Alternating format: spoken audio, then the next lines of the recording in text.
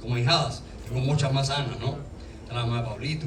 Pero coronadas así está Anita Yemayá y Anita Yemayá. Anita Yemayá y Anita Guadalá. Entonces, a Anita Yemayá le tengo puesta Anita Bella, no porque la Anita Guadalá no sea bella. Sino porque esté más joven, no, mentira. Era para diferenciarla, las dos las quiero mucho. Y en su cuchillo, en la mesa del cuchillo, y así empieza el tema de hoy, estábamos sentados y yo decía que todo aquello que teníamos lo habíamos recibido de Dios. Porque en la vida misma la habíamos recibido, luego todo aquello que tenemos lo habíamos recibido. Aparentemente había una contradicción en mis palabras cuando Anita dice: yo le doy muchas gracias a Dios por todo lo que he logrado por mí mismo, porque he logrado muchas cosas. Y tiene mucha razón, Anita. Aquí se establece un equilibrio entre eso que Dios nos da, eso que se nos ha sido dado, y aquello que hemos alcanzado por nosotros mismos. Y es interesante poder meditar de dónde viene cada cosa y a qué se refiere esto. Estamos hechos a imagen y semejanza de Dios. Sin embargo, hay una razón elemental del por qué el juego de la vida. A veces nos preguntamos qué sentido tiene el dolor, qué sentido tiene el sufrimiento, por qué hay que padecer, por qué una enfermedad maligna en nuestro cuerpo, por qué un hijo enfermo, una madre enferma, por qué la partida de un hijo, por qué la enfermedad, la angustia de un familiar que queremos, por qué el rompimiento de una relación amorosa, por qué mi pareja no me entiende, por qué no está en sintonía conmigo y está en dicotomía con todo aquello que yo pienso o creo de la vida, por qué razón todo no sería armonía, por qué no es armónico, por qué la vida no es armónica, por qué no estamos en consonancia y todo transcurre de una manera tranquila y perfecta. ¿Por qué nos hablan de la perfección más allá de este mundo? ¿Por qué razón la perfección no está en este aquí que vemos ahora mismo? ¿Por qué tenemos que aspirar a algo que no vemos o que no conocemos, aparentemente que no conocemos, para poder entender o creer que ahí está la perfección? ¿Por qué la perfección depende de cosas que tengo que hacer? ¿Por qué acaso no me dieron la vida? ¿Por qué entonces con la vida no me dan la perfección? ¿De qué está pasando? ¿Qué existe? O sea, ¿qué ocurre? Que estoy siempre abocado a un dolor, a una tristeza, a una lágrima, a un pesar, a un obstáculo para poder acceder a lo que llaman perfección, para poder acceder a lo que llaman felicidad. ¿Qué cosa es la felicidad? ¿Tiene que ver acaso con la perfección? Parece que sí, pero ¿por qué no accedo a ella? ¿Por qué no la tengo? ¿Por qué no pertenezco a ella?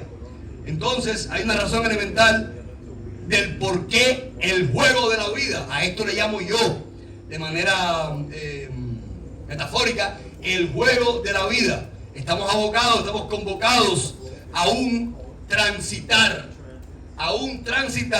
a esto que yo le llamo el juego de la vida. Y hay un misterio que se responde a través de esta verdad de una manera absoluta. Si no crecemos por nosotros mismos, y aquí entonces daría yo crédito a esas palabras de Anita Bella en su cuchillo en la mesa, cuando ella decía: también doy gracias a Dios por aquellas cosas que he logrado por mí misma. Y entonces entramos a contar el juego de la vida. Si no crecemos por nosotros mismos, seríamos robots y dejaríamos de ser verdaderamente libres. Dios nos hace a su imagen y semejanza. Dios nos hace como Él, exactamente como Él. Pero es que Dios es libre. Pero es que Dios optó por un camino libremente y Dios creó su propio andar. Y Dios quiere que creemos nuestro propio andar. Y por supuesto que sí, nos da presupuestos y nos presenta el juego de la vida, el andar. Este andar constante, este caminar, este peregrinaje hacia el conocimiento total, hacia la sabiduría eterna o completa que es el mismo. Por eso es que Él nos llamó a la existencia, diría el apóstol Juan en su evangelio. Al principio ya existía la palabra, y la palabra estaba con Dios, y la palabra era Dios. Y más adelante diría: y la palabra se hizo carne y habitó entre nosotros. Dios nos llamó a la existencia, nos está llamando a la existencia. ¿Y qué cosa es llamarme a la existencia? ¿Qué cosa es que yo vaya hacia la existencia? Quiere decir que me llama a su conocimiento. Quiere decir que yo estoy en este punto, aquí he nacido, aquí empecé mi mundo, aquí empecé a transitar el juego de la vida, y yo empiezo a caminar, comienzo a andar. y voy ascendiendo a ese punto del conocimiento y voy existiendo en la medida que voy conociendo esa verdad, que voy asimilando esa verdad. El juego de la vida consiste entonces en crecer por mí mismo. Evidentemente sería un ególatra, sería mentiroso, sería falso si yo atestiguo, aseguro, subrayo que solamente sería por mí mismo. Tengo presupuesto del más allá, pero he de ascender en ese camino, en ese peregrinaje, en esa ascensión del conocimiento para yo poder ser verdaderamente libre. Jesucristo diría, solamente a través de la verdad seremos verdaderamente libres. Entonces comienza el proceso, y ese proceso consiste en liberarnos por nosotros mismos. Es un símbolo total. Estamos esclavizados. Bueno, es que me están haciendo bullying aquí. Estamos en un patio. Sí, ya lo sé. Pero no puedo moverme de aquí a matarla. ¿Sería la mató a mí? No, está viva. Cuando terminamos con ella, continúo. ¿Ya pasó? Bueno, espero que no aparezca otra. No, se queda. No, fue Jaime, se la comió. ¿Cómo ella lleva allá?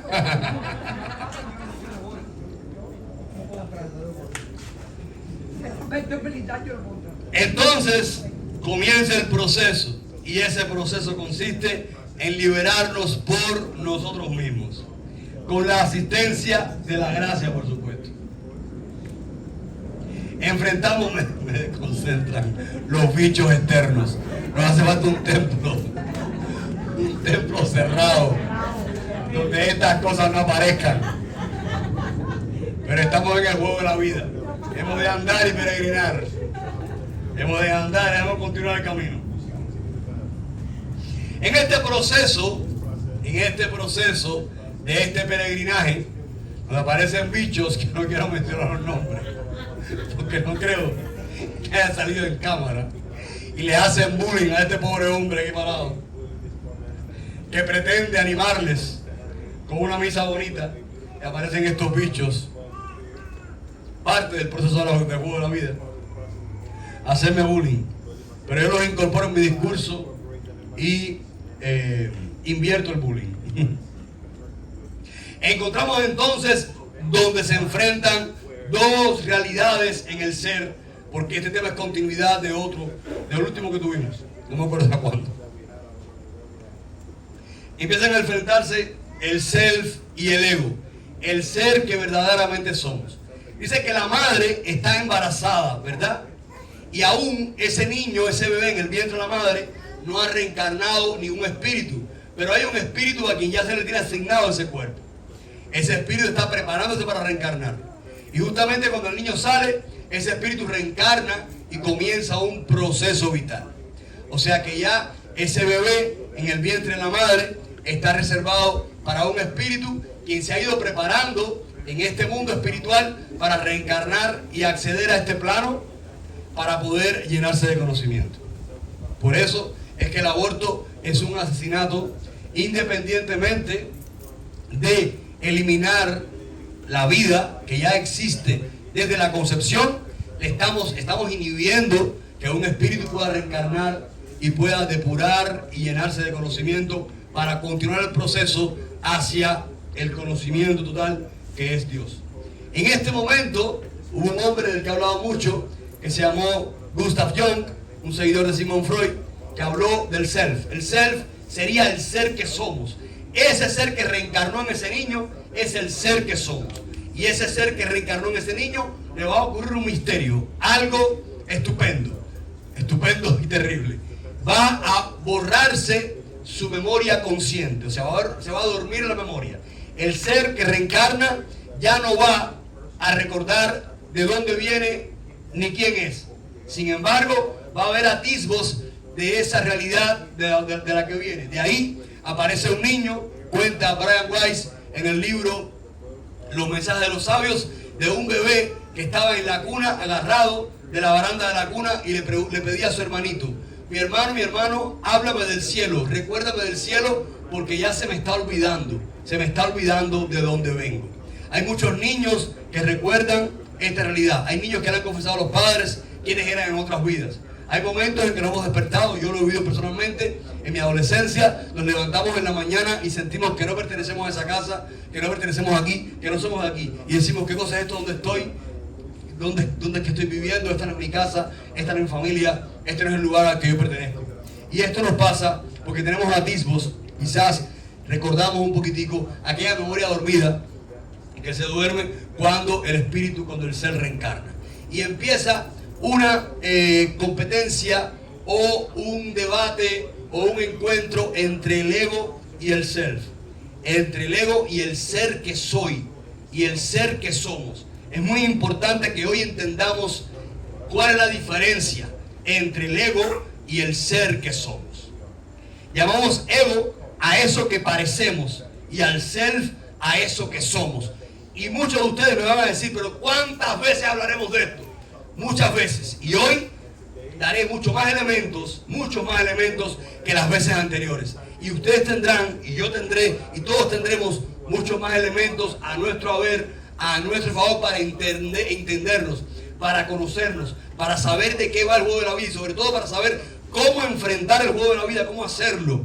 Es complicado para mí, quiero hacerlo digerible, quiero entenderlo yo y quiero que lo entendamos todos de una manera más consciente para que se nos sea mejor la vida, para que sea mejor el juego de la vida. Los animales tienen tres cosas solamente: comen, tienen sexo y duermen. Los seres humanos tenemos que ascender a algo mucho más que estas tres cosas, porque no somos solamente animales, somos mucho más que eso. Tenemos la inteligencia del ser, que ese es el ser que somos. El ser que somos es el espíritu que está en nosotros. Esa es la inteligencia del ser. Pero para hacerlo más elocuente, ¿qué cosa es el ego entonces? El rey Luis XIV lo definiría de esta manera, equivocadamente por supuesto, diría: el parecer define al ser. Y por eso Luis XIV crea todas las normas, todas las formas elegantes de saludos en la corte francesa. Por eso Luis XIV crea la moda, crea aquellos muñequitos, las revistas de modas, todas las pasarelas de moda las creó el rey Luis XIV, el rey Sol, cuando empezó a pasearse por Europa, unos muñequitos que iban vestidos de una manera específica, y él implantó la moda, la manera de vestir. O sea, él implantó una manera de ser. Imagínense que tenían piojos en las pelucas y se ponían carne en la calva, en la cabeza, para que los piojos de las pelucas comieran de esa carne y no le comieran la cabeza a ellos. Y parecían por fuera una imagen hermosa. Y aquello era horroroso, lo que estaba detrás de aquellas pelucas o detrás de aquellos trapos. O sea, el parecer no define el ser. Eso es mentira, eso es falso. Pero creemos esto. Y este es el ego. El ego quiere aparentar. El ser que somos le importa un bledo aparentar. El ego quiere parecer algo o quiere parecer a alguien. El ego quiere ser respetado. El ser que somos le importa un bledo todo eso. Llamamos ego a eso que parecemos y al self, al ser que somos. El ego se molesta. El ego pierde la paciencia. El ser que somos es seguro. No se apura. No necesita apurarse. Porque sabe que llegará. Y que al final, el final es el aprendizaje total. Y por tanto, la libertad. El ego se desespera, pierde la paciencia. Quiere que todo sea ya. Que todo se resuelva ya. No soporta sufrir. No soporta el dolor. El ser que somos, el self, no se preocupa. Porque sabe que al final todo tiene un sentido. Sabe que al final llegará al conocimiento. Y todo tránsito, y todo obstáculo, y todo camino, y todo paso tiene una razón. Y esa razón es el adquirir conocimiento. Quizás por eso Martí, un ser tan sublime, tan inteligente, un genio, diría: ser cultos es la única manera de ser verdaderamente libres. Justamente el conocimiento nos hace adquirir la libertad del ser, la libertad total. Decía yo ahorita, antes que apareciera Pechito, que estamos encerrados en este cuerpo. Estamos atrapados en este cuerpo. Es un símbolo de esa libertad a la que estamos siendo abocados. Estar atrapados en este cuerpo es como estar esclavizados. El ego nos esclaviza, el self nos libera. El ego tiene miedo. Todo el miedo que sentimos viene del ego. El ser que somos no teme a nada. Jesucristo diría: no tengan miedo, yo estaré con ustedes hasta el fin de los tiempos. El ser que somos pertenece a un mundo de libertad, a un mundo de eternidad, a un mundo perpetuo, a un mundo que está asistido por la luz. Y Albert Einstein decía que la oscuridad no existe, que lo que existe es la ausencia de luz. Por ende, el ser que somos sabe que es luz. El ser que somos sabe quién es y sabe a qué pertenece. No tiene a qué temer, nada a qué temer. El ego teme a la muerte, a la desaparición total. El ser que somos no teme a la muerte porque se sabe eterno. El ser que somos sabe que es eterno, que la muerte no existe, que la muerte es un invento, que la muerte es un engaño, que la muerte nos lo han hecho creer, nos han contado un cuento falso. Y el ego se lo ha creído. Y el ego nos asusta y nos preocupa y nos exacerba en la preocupación, porque nos quedaremos sin nada, porque perderemos el dinero, porque lo perderemos todo, porque perderemos la vida. Pero el ser que somos está en paz, en armonía. Quizás por eso Diógenes, el filósofo, que vivía en un latón y dormía dentro de un latón, uno de los filósofos helenistas, admirado tremendamente por el gran Alejandro Magno, y fue visitado por Alejandro el Grande, y se le paró Alejandro Magno delante de aquel latón donde dormía Diógenes, el filósofo. Diógenes, el filósofo, que no tenía nada, dormía en un latón. Y le dijo: ¿sabes quién soy? Y Diógenes le dijo: no. Y le dijo: soy Alejandro el Grande y he venido a verte. Y Diógenes le dijo: sí, me parece muy bien, pero quítate, apártate, que me quita la luz del sol. No eres más grande que la luz del sol para mí, y eso es lo único que me hace falta para existir. El ego teme a no ser reconocido, teme a no ser amado, teme a ser traicionado. El ser que somos no le importa si lo quieren o lo aceptan, o si lo traicionan o no, porque se tiene a sí mismo y tiene a Dios. Y esa conexión con el eterno, con lo eterno, le basta para estar feliz y en paz. No necesita nada más. Teresa de Jesús diría algo sublime, otra gran iluminada: nada te turbe, nada te espante, Dios no se muda, la paciencia todo lo alcanza, quien a Dios tiene nada le falta, solo Dios basta. No importa nada, no importa que no te quieran, no importa que no te acepten, no importa que no te aplaudan, no importa nada, te tienes a ti mismo, tienes el ser que eres, tienes la grandeza más grande que puedes tener, que es a ti mismo, ese ser que eres, que de Dios viene y por ende a Dios tienes. El ego confunde. El ego confunde el amor con las pasiones. El ego le pone condiciones al amor. Si me amas, no la saludes a ella, no la mires a ella. No, Dios es la pareja. Que mira para allá, que están mirando. Y la mujer pendiente todo el tiempo a ver para dónde viene el marido. A ver, María por Dios. O al revés, a ver si miró para el lado. Y se aparece aquella mujer con las uñas que le gusta al marido, con el tipito que le gusta al marido, con las piernas que le gusta al marido, ya empieza a preocuparse. Ah, María por Dios.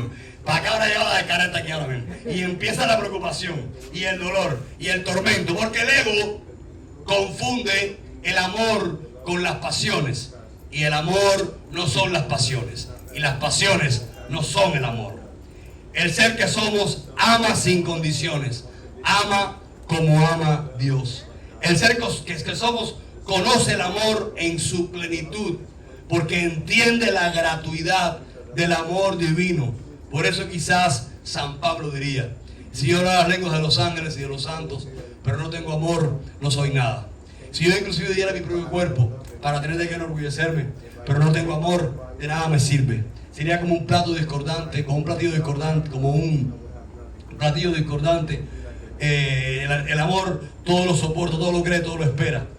El amor no se goza de la maldad. Ustedes conocen este cántico maravilloso que he leído constantemente y que constantemente meditamos y que intentamos constantemente vivir en esta casa. El ego quiere maquillaje. Al ser que somos le basta con amar, porque es tanto lo que se experimenta que no necesita absolutamente nada más. Cuando usted ama sin límites, cuando se entrega, la retroalimentación de ese amor, de eso que usted da, es tan sublime, es tan grande, que no hay nada que aglutine eso, que no hay nada que supere eso. Experimenten ustedes cuando yo estábamos aquí en esta casa, lo he contado varias veces, no existía ese cuarto y decidimos irnos a Cuba después del tornado y llevar dinero, comida y medicinas. Y yo decía, pensé, quiero que vayan Liancy e Ivana. Yo no voy a ir, yo quiero que ellas vayan porque cuando ellas vengan de allá, ellas van a experimentar algo muy grande. Cuando usted va al mundo del otro y usted le entrega algo al otro, cuando usted le da al otro, usted experimenta algo muy grande, ocurre algo demasiado grande aquí adentro. Muchos de ustedes saben de qué estoy hablando. Muchos lo han experimentado y el que no lo ha experimentado, experimentelo, búsquelo y lo va a entender. Algo pasa aquí adentro, algo se hincha aquí adentro y no hay aplauso, no hay aprobación, no hay abrazo más grande que lo que usted experimenta aquí adentro. Ese es el amor del self. Eso es lo que experimenta el ser que somos. Está fluyendo en ese instante el ser que tú eres. Estás apagando el ego y está saliendo quién eres tú realmente. Eso que sale es lo que eres, el ser que somos. Eso que sale es lo auténtico, es el ser que eres. Ese que sale es el ser que viene de donde vienes. Es el ser que pertenece a la verdad. Eso que sale es la verdad. Y como eso que sale es la verdad, esa es la verdad que te hace absolutamente libre. Al ser que somos le basta con amar, porque es tanto lo que experimenta que no necesita nada más. Hay dos sentimientos grandes en el mundo. Hay solamente dos cosas: el miedo y el amor. El miedo viene del ego y todo lo que hacemos, gritamos, tenemos celos, tenemos miedo a no ser aceptados, a no ser queridos, a que se nos acabe el dinero. Nos desesperamos porque tenemos miedo que el hijo nunca entienda la verdad y se pierda y me haga sufrir amargamente y sufro y lloro y me rasgo las vestiduras. Todo esto viene del ego, es el miedo. Es humano el sentirlo, no estoy juzgándolo, es humano que lo sintamos. Pero hemos de descubrir, entender, hemos de despertar dónde está la verdad. El otro sentimiento es el amor. El amor libera, el amor es paciente, el amor es tranquilo. El amor es quietud. El amor confía absolutamente que usted va a vencer, que va a pasar lo que pase, pero usted va a vencer. El amor entiende y te hace entender que te puedes equivocar, que eres un ser humano, pero que vas a crecerte. El amor hace que te crezcas por encima de ese ser pequeño que eres y te hagas más grande, reconociendo que mañana vas a estar mejor porque vas a optar por un mejor lugar. El ego quiere maquillaje, quiere aparentar lo inteligente, elegante y elocuente que es. El ego quiere ser admirado por su elocuencia, quiere ser admirado por su inteligencia, quiere ser admirado por aparentar todas esas cosas. El ego quiere ser aplaudido, quiere que lo aplaudan. ¿Cómo no? El ego quiere que le aplaudan como canta, que le alaben por cómo canta, que le alaben por cómo habla, que le alaben por cómo actúa, que le alaben por cómo viste. El ego quiere aparentar como luce, como quiere lucir bien, como ha triunfado, como es un hombre de triunfo, como le ha ido bien en la vida, como tiene el mejor carro, como ha logrado tener todo lo bueno. El ego necesita gloriarse en todo aquello que lo haga lucir bien. El ser que somos no necesita aplausos, porque ellos están por debajo de la experiencia del ser. Hay una experiencia que es la experiencia del ser. Es la experiencia del descubrirte a ti como ser interno, como ser que viene de Dios, como ser que pertenece a ese mundo maravilloso y eterno. Eso está por encima del parecer. Eso está por encima de los aplausos o de que te reconozcan o no te reconozcan. El ser que somos no necesita aplausos, porque ellos están por debajo de la experiencia del ser. La experiencia del ser es algo sublime. ¿Ustedes entienden qué es la experiencia del ser? Dios quiera que sí, y el que no, por favor búsquela porque es sublime. Que yo la entiendo, quizás no del todo, quizás la he tanteado, quizás la he tocado, y cuando la he tocado el cielo. Ave María, por Dios. El ego pretende ser, el ego es. Esta es la gran diferencia de un artista. Un artista, el arte pretencioso es el arte mediocre, es el que se queda a la mitad. Lo puedo explicar de esta manera. Un artista que pretende ser es un artista que no llega a ser. Un artista que es un artista que te saca, que te hace flotar, que tú dices, pero Dios mío, ¿cómo lo logró? Ahí tenemos los grandes clásicos. La música clásica, música que en estos tiempos tristemente está maltratada, tremendamente maltratada, y cualquiera se llama artista. Bueno, pues el ego pretende ser. El ser es, no pretende ser. Tenemos una explicación muy clara en el libro del Éxodo, cuando Moisés viene caminando por el desierto y en la zarza, que es una planta, que se enciende por el calor, siente una voz que le llama y él va adelante de la zarza. Aquí comienza la historia de salvación del pueblo de Israel, ¿verdad? Este pueblo que fue el pueblo escogido por Dios, según la Biblia, para manifestar, según la fe judeo-cristiana, su verdad al mundo. Y ahí entonces Dios le habla a Moisés y le plantea el proyecto de sacar a los israelitas de Egipto. Estos estaban siendo esclavizados en Egipto desde que José, un antecesor de Moisés, había ido a Egipto. Después murió el faraón y vino otro faraón y los israelitas que estaban en Egipto fueron esclavizados. Dios, en su majestad, quería liberar a los israelitas de Egipto. Entiendan que empiezo toda esta reflexión de hoy hablando de que Dios nos llama a la existencia y comienza el juego de la vida y vamos ascendiendo al conocimiento.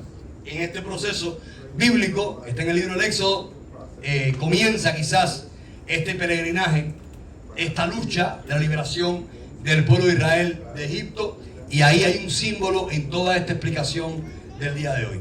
Cuando Moisés le pregunta a Dios, a esa espiritualidad que le habla desde el fuego de la zarza ardiendo, ¿quién eres tú? ¿Cómo te llamas? Él le dice, yo soy el que soy. Yo soy el que soy. Y este es el nombre de Dios. Aquí ha habido un gran conflicto y es muy interesante que yo me refiera a esto, porque las redes están llenas de gente hablando tonterías. Perdónenme, tonterías. Porque estamos preocupados en cómo lo hacen aquellos y cómo lo hago yo.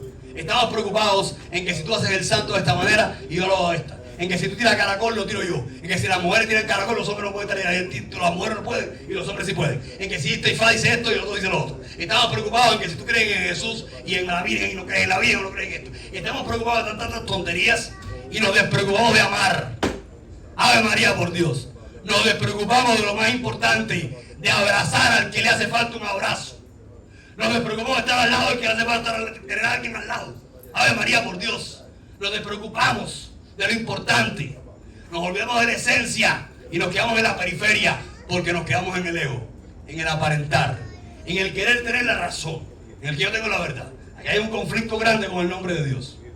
En el hebreo no se escriben las vocales, se escriben las consonantes. Y este nombre de Dios aparece como YHWH. Los israelitas, después del rey Salomón, se parte el reino en dos partes y se queda el reino de Judá, el sur, y el reino de Samaria en el norte.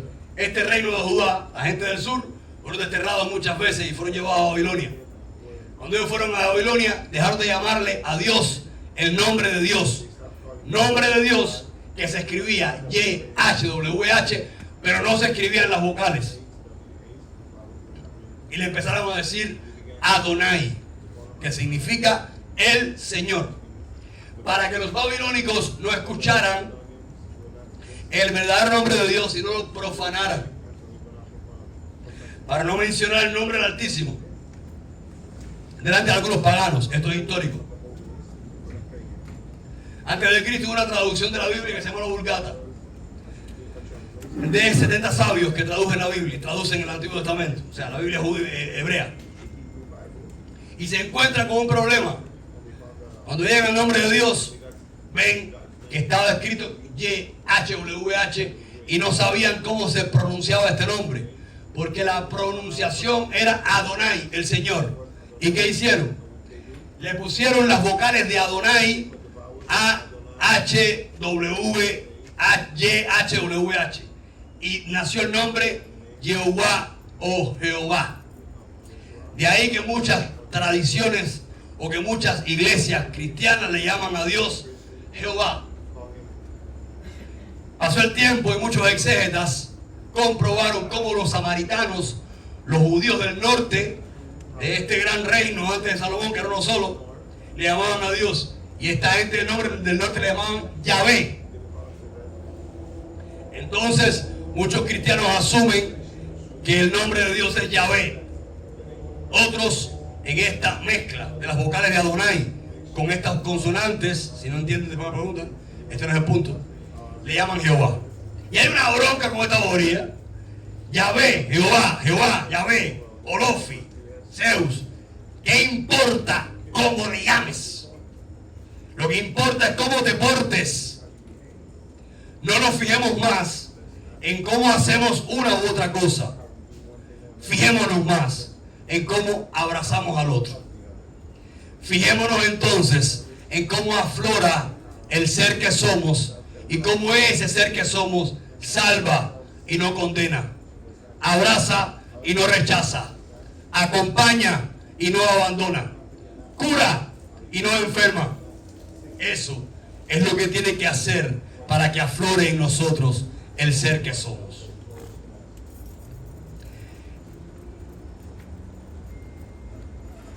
El ser que somos no necesita aplausos porque ellos están por debajo de la experiencia del ser. El ego pretende ser, el ser que somos es.